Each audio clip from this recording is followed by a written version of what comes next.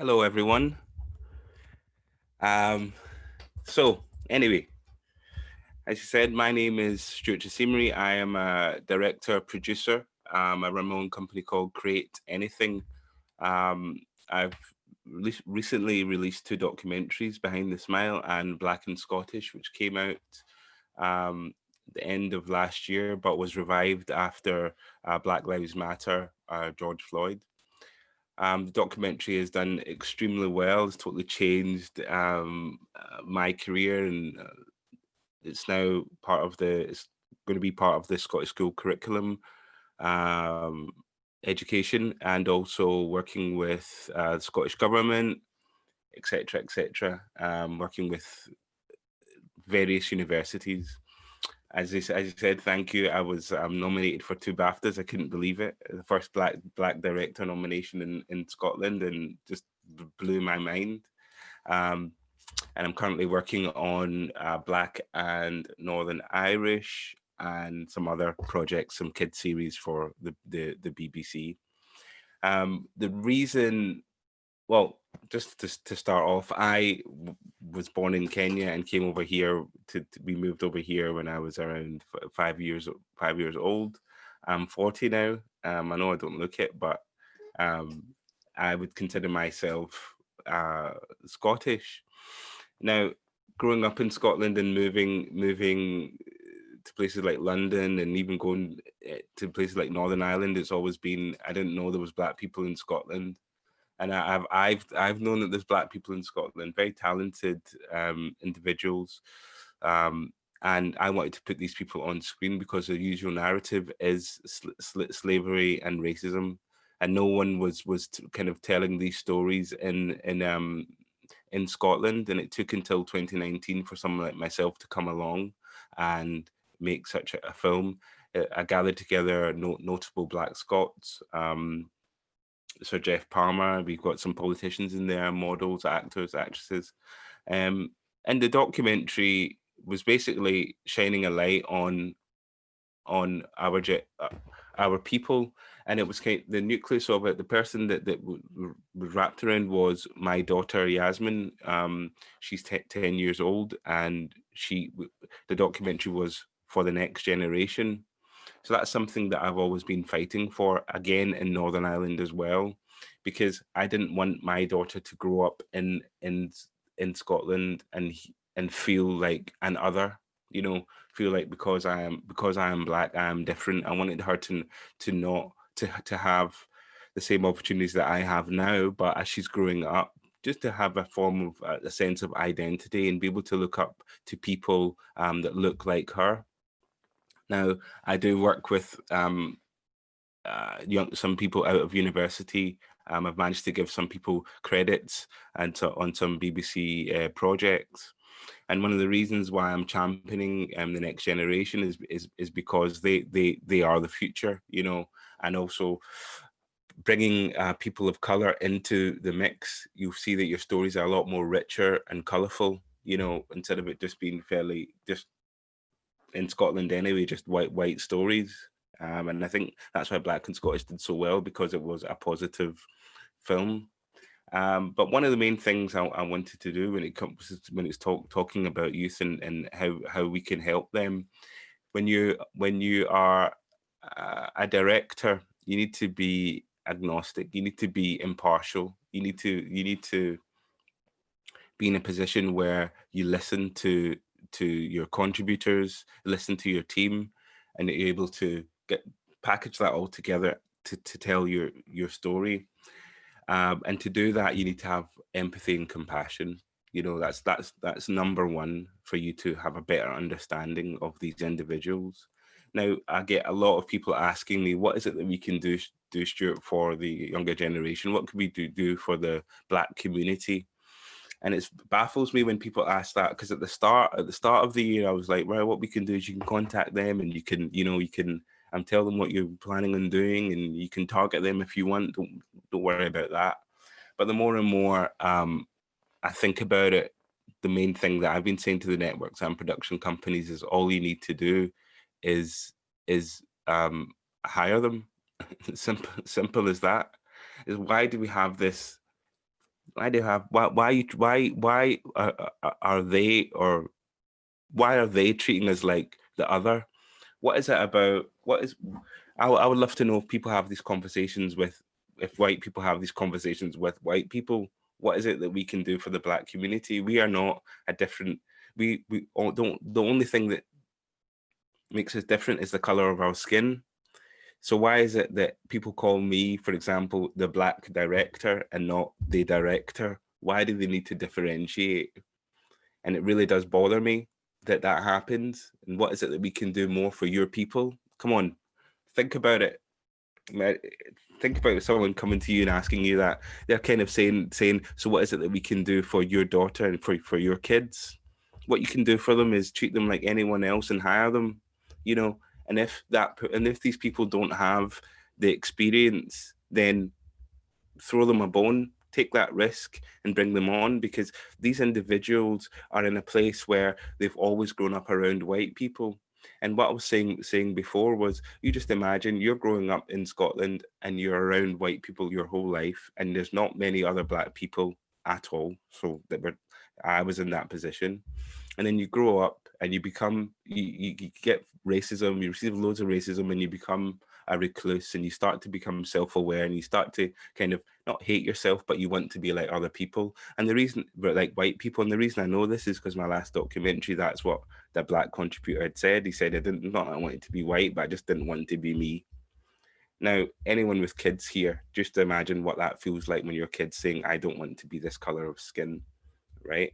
Just imagine being in a position where you then grow up and you want to become a storyteller, or whatever business it is that you plan on, whatever field it is you want to work in. And then you come into that field and then you walk in, and once again you're in a position where it's only white people that are around. And then you start to have an understanding about then you start to realize that there's barriers because of the color of your skin. So you've went through your teens, you went through your teens, and you're a young adult now, and then you're hit with that barrier again, you know. And then people start coming to you and saying, what can we do for you? Well, what could, not that what you can do for me now, what could you have started doing 10 years ago, or 15, 20 years ago? What could you be doing for the younger generation just now? And what we need to do is create a space where they're walking into and they don't feel like they're not included. When I made Black and Scottish, I had the network saying to me that, oh, there's things that we need to do. We need to take time. I mean, it takes time for us to engage and find these people. And I'm like, so if it takes time, why is it that when the documentary was made, within a week, I had a list of up to 50 people that were looking to get into the industry, people of color? And I said to them, the reason why that's the case is because they've seen someone that looked like them. It's as simple as that. You know, you think about someone like Barack Obama. How many people of color would have looked at Barack Obama and said, "Oh my, I can be." They've given him a platform, so potentially they may give me a platform as well. So it's so I'm here to kind of, people call me a kind of disruptor in the game because I speak my mind. And the reason I'm able to have that conversation is because I have grown up around white people. So I understand their perception and way of thinking, you know. And that's a bonus, I think. One of the traits I'm lucky to have, compared to people who have maybe been in Scotland for 10 years and predominantly been around Black people and trying to understand us as Scotland, let's say, as a whole. And when it comes to the younger generation and the people of color, as I say, I'll say again, create a space for them where they can see other people that look like them, take that risk. But number one, you need to listen to their stories. Once you listen to this, you think about movies that you've watched. Within a movie, let's say 2 hours long, and they have character development. And within that character development, you get to understand why they came to be. This person could be a serial killer, whatever, but you find yourself at the end of the movie caring for that individual because you know that what they've been through, and that story's being told. We now need to do the same thing. Instead of coming and saying, what is it that we can do?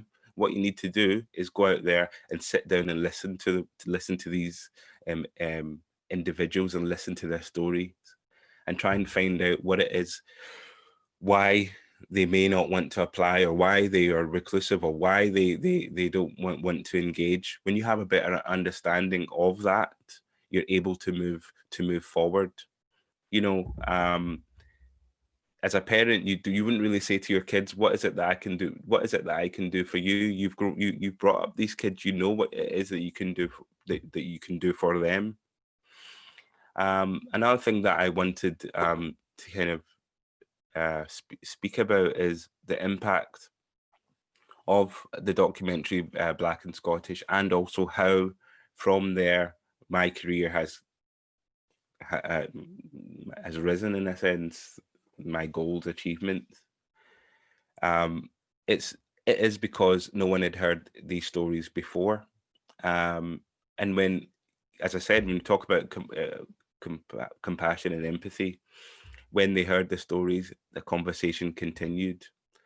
But unfortunately, the BBC had put the trailer on YouTube, and when it was on YouTube, they had to take it down. They had to turn off the comments after 2 or 3 weeks, because unfortunately, Scotland reared its ugly head and showed us how racist it was. You know, the racism was unbelievable, and it was racism that I had never experienced growing up in Scotland. It was evil. And then again, it happened again on Facebook. I'm a columnist as well, and some of the messages, they had to shut it down. And then on Twitter, the same again. And we're not talking about hundreds, we're talking about thousands here.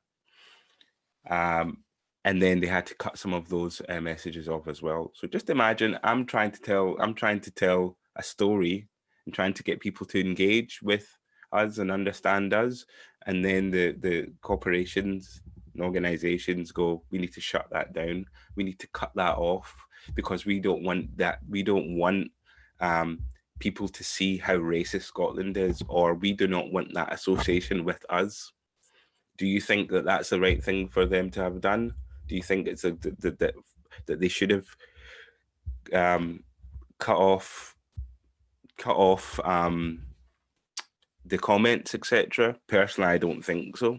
I think they should have left it there so that people can see what Scotland is like, what Britain, what the UK is like, and that really resonated with me. That really it did upset me, because again, you imagine your daughter, who's really proud to have been in the documentary, then going on YouTube and then reading comments, and then reading I'd said something like, when she found out about George Floyd, she said, "Dad, I wish I don't want to be Black anymore. I wish I was white." And then I'd written a column about that, and then people came back and said, "Well, she made a great decision. Then she's got a good head on her shoulders, and she read that." You know, so what you need to do when it comes to working with kids, and what I've learned from working with them is and I used to be a lead designer prior to working in film, working for large corporations. And what I would do is I would just listen. I would just take that time out and have a conversation with them. Because the funny thing is that my last 2 documentaries are documentaries where someone is interviewing another person, and that person is telling stories. We all come from storytelling. So we've probably told about 10 to 15 stories each of us today without even knowing how our day went, for example. So that's something that we need to look at, because if these kids don't feel listened to, then they're not going to engage. They're not going to engage with you. They may potentially engage with someone that looks like them. So what's happening now is a lot of companies are asking me to come on as an ambassador. And the reason they're doing that is because they know if I come in as an ambassador and speak my mind, then these people who want to, these youngsters who want to get into our industry will go, look, there's someone that looks like me.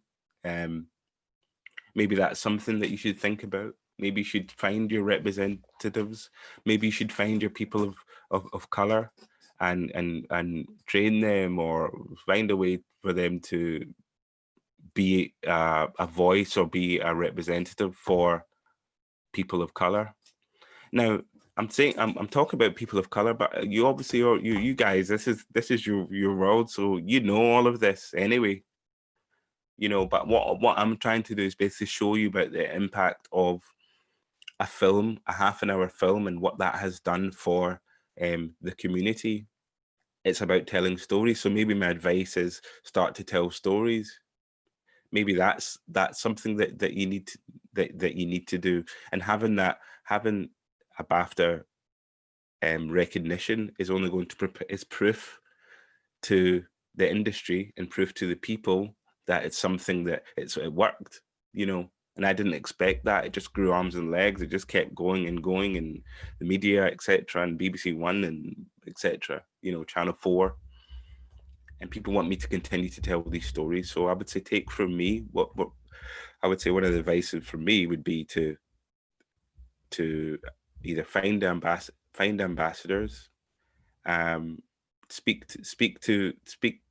gather a group together, speak to parents, just find a way to engage. And what you'll find is, if you take it right back, strip it back, and then just have that conversation, you will succeed. That's my advice. There's not much more that I can say, because I could go on and blab on all day about what you can do for the younger generation or people of color, but just do what you do best, and speak up. And if you do, you speak up, and they can see that you're engaging with them, you'll be very, very surprised at the outcome, just like I've been surprised at the outcome. Because I tell you, the documentary were people sitting in seats, and then it was cut off to archive footage of what they have done. It wasn't even, it's not like I did something exceptional. I just got the right people to tell the right stories, and that was it. We succeeded. So if anyone has any questions afterwards later today, then I'm more than happy to chat. Please go and watch the documentary. I'll see if someone can put it in the chat. Also, it's up for an audience award. So how many people do we have here? 156. So get voting. I'll send you the link. But yeah, let's have a bit of compassion. Let's have a little bit of empathy, and I guarantee you will succeed. And from there, they'll tell you, these individuals will tell you, or people that you train, youth workers who you train, and they go out there and speak to that, to speak to other kids. And I would say you'd be very surprised at what comes about. They'll tell you what happens next. Don't try and put together some kind of strategy plan or what we're going to do, diversity, inclusion, representation. Forget all of that. None of this plan thing. Just have that conversation first and foremost, and find out what they want, and you'll be able to take it from there. Okay, I'm aware of time. I don't know if I think that's me. Is that me? Thank you so much, Stuart. That was absolutely incredible. Thank you so much. Yeah, and everyone, please make sure that you do vote for Stuart.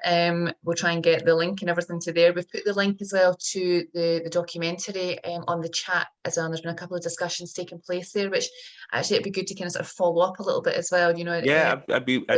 So there were certain ones people talking about in terms of qualifications, and talking about how we make sure that we're being as inclusive as possible throughout all of our processes as well. So it's something that I think, even in this afternoon sessions, folks, if you can kind of keep these things in your head as well, we can maybe start to kind of tease some of that out as well. Yeah, I think. Sorry. Sorry. I just remembered that Hilary was wanting me to show up a piece of work. So I thought I would just show that, because something that she wanted. So I'll just show a Black and Northern Irish trailer. I'll let you guys go away and watch the Black and Scottish, but I will show you the trailer and tell you guys, you'll understand what I mean about compassion and people telling their story. So here we go. Bear with me. Go. This is a monumental day in Northern Ireland. It's a whole new world out there. And a new society has been born. I can see myself surrounded by people like me. We are more than just a minority. We are here to share our stories, so you can find out what it means to be Black and Northern Irish. Living in our home on the Atlantic shores is the greatest reward of all. We are proud to call Northern Ireland our home. We are playing our part. We are here, contributing to the country we call home. We are here. We are proud to be Black and Northern Irish. There we go. Thank you. I'm glad you like. I'm glad I could see some smiles. So I'm glad you like that. Basically, it's. I went out to Northern Ireland and shot that through my production company. I just knew I had to make it. No money was exchanged. Titanic Belfast allowed us to shoot at the famous Titanic stairs, so that's what that background was there. Those stairs are a replica from the film Titanic. So it's very powerful for them to say, do you know what? You can come and shoot here at these stairs. We then released it, and then I launched it, and someone contacted me and said there's like 15,000 views in like 15 minutes. And then by the end of the day, we had like 180,000 views. And then BBC Northern Ireland contacted me, and UTB then contacted me, and then it was on BBC Northern Live a week later with the contributors. And this is all just from that trailer. And now we have got two networks bidding for me to go ahead and make that over in Northern Ireland. So there's a great example, really, of the impact of this little girl basically saying she's here to share her story, and the way that I shot it, etc. All of that, I made sure that it was very cinematic and professional, so that you know that we're not messing about. We're here was the campaign. So sorry about that. I do remember Hilary had said, look, can you show some work? So I thought, you know what, let me show you Black and Northern Irish. So I hope you like it, and hopefully that gets nominated for a BAFTA as well. Yep, let's keep nominating that one too. Thank you, Stuart. We're with you. I think it's the key messages that are coming out for me is that the power and being able to actually listen, do you know what I mean, and understand, do you know what I mean, where young people are coming from, do you know what I mean, and actually making sure that if they're not engaging, that we understand the reasons why, and we're asking why, do you know what I mean, and that we're trying to create spaces where people of colour can actually see themselves as well, that we're not, you know, putting up any barriers, that, you know, they can walk into a room and they're not feeling excluded from there. If we're true, you know, if we are saying, like we were saying with Bruce as well before, if we are truly human rights defenders as well, and if we are putting, you know, human rights at the forefront of what we do, then we do need to be calling out racism, you know. So I think, I mean, that's devastating what you were saying about, you know, like the plug being pulled on things, do you know what I mean, because there were some of the racist comments. No, we should be actually challenging that, you know, and actually, you know, supporting each other and working together to do that, because it takes everybody, you know, it takes everybody to change that.